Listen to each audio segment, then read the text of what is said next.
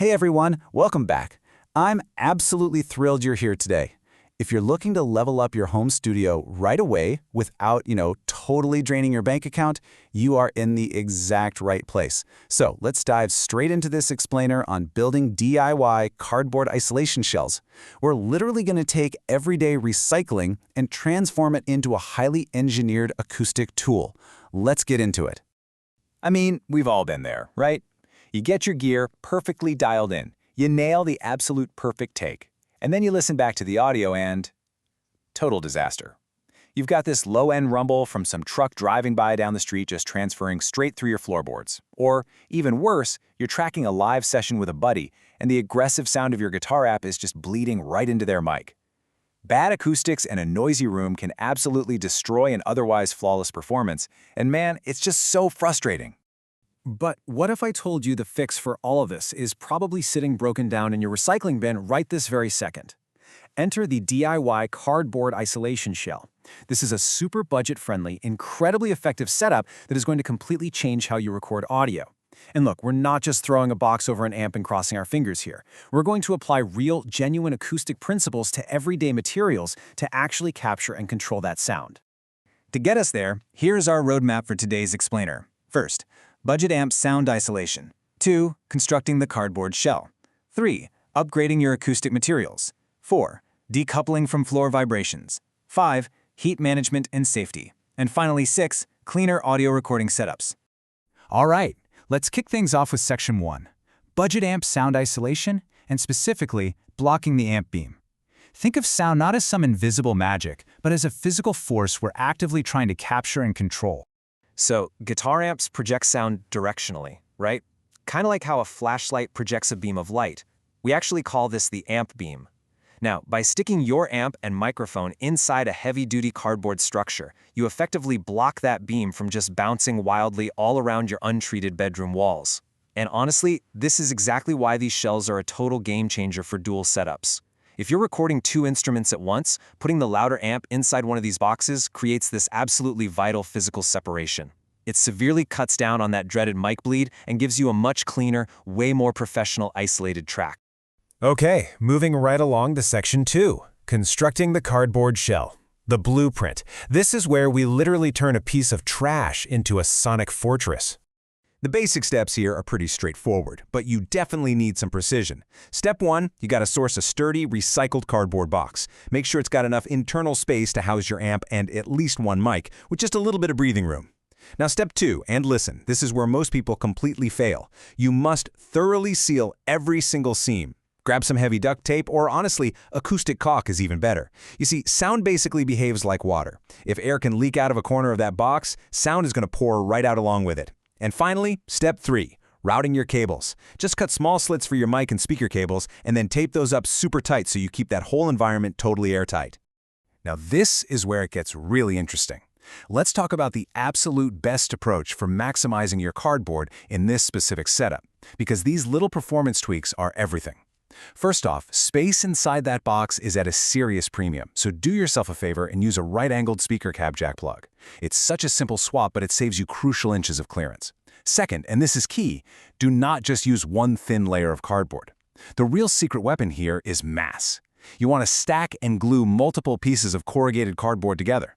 Basically, the thicker the walls, the better your sound blocking is going to be. And finally, try adding a layer of aluminum foil to the backside of the cardboard. It acts as this fantastic physical barrier, stopping those really aggressive sound waves from punching through the porous paper. It is a ridiculously cheap trick, but guys, it yields massive results. All right, let's keep it moving to Section 3. Upgrading your acoustic materials. Good versus better. We've built the outer shell, but what goes on the inside matters just as much. So the standard approach we usually see involves taking that cheap, kinda egg carton-looking acoustic foam and just sticking it to the inside walls with double-sided tape or heavy-duty glue. And hey, that's fine. It'll definitely tame some of that high-end harshness. But if you want a true pro upgrade for way better sound isolation, you've got to use rigid fiberglass or mineral wool panels. Think Rock Wool or Owens Corning 703. And honestly, here is the absolute best part about this.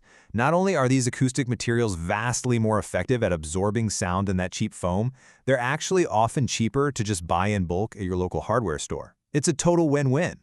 Which brings us right into Section 4, decoupling from floor vibrations, or stopping the rumble. This is honestly the critical step that separates the amateur setups from the pros.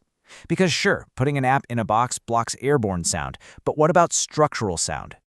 So what exactly is decoupling? Simply put, it's the act of mechanically isolating a sound source from the ground. Now, why on earth do we need to do this? Well, it's because low frequencies, like those heavy bass tones from your amp, will literally travel right down through the bottom of the amp, into the wood of your floorboards, and then shoot straight back up into your microphone stand. It completely ruins your audio with this awful, muddy rumble. We definitely don't want that. So, how do we actually fix it? We follow 3 very specific steps. First up, you need to get your hands on a heavy rubber mat. Or, if you really want to get fancy with it, grab a sheet of mass-loaded vinyl. Second, take that material and lay it down so it completely covers the bottom interior floor of your cardboard box. Then, step 3, you just rest the amp directly on top of that mat. That heavy rubber acts just like a shock absorber. It physically breaks that connection between your vibrating amp and the actual floor of your house. I'm telling you, using mats for decoupling is an absolute game changer when it comes to tightening up those low-end frequencies. Okay, I need us to slow down for just a second for Section 5, heat management and safety. Crucial warnings. Guys, this part is not a suggestion. These are absolute must-follows to protect both your gear and your home. We're dealing with a very serious warning here. Rapid heat up with zero ventilation. When you enclose hot electronic equipment inside a tightly sealed space, the laws of physics just completely take over. That heat literally has nowhere to go. Look, the most crucial point to remember here is that cardboard is basically just kindling, right? It is highly, highly flammable.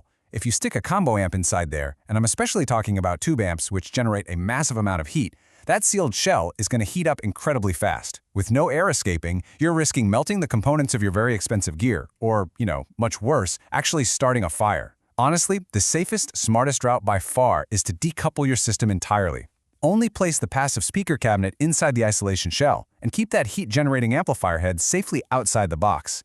Now, if you absolutely must use a combo amp inside, you've got to add a specialized quiet fan to force that hot air out. Seriously, do not skip this step. It's just not worth the risk. All right, let's bring the energy back up for Section 6, cleaner audio recording setups, the final result. Just look at how beautifully all these structured steps come together. By starting out with our thick, layered cardboard approach and really tightly sealing those seams, we've completely blocked that escaping sound and that direct amp beam.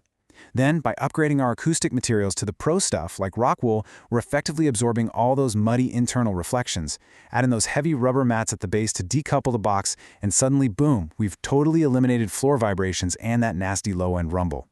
And, of course, by strictly following our heat management safety checks, our gear stays safe while we track pristine, professional-grade audio. I mean, we have literally just turned an old shipping box into a highly functional piece of legit studio gear. How cool is that? Which actually leads me to one final question to leave you with today. How else can you apply these dirt cheap, highly effective acoustic principles to your own recording spaces? Because honestly, once you wrap your head around mass, decoupling, and absorption, the whole world just becomes your acoustic playground. I want you to look around your studio right now. What else is rattling? What else is bouncing sound off the walls? Take these principles we talked about today and just run with them. Thank you guys so much for joining me on this explainer. Keep learning, keep experimenting, and I will see you in the next one.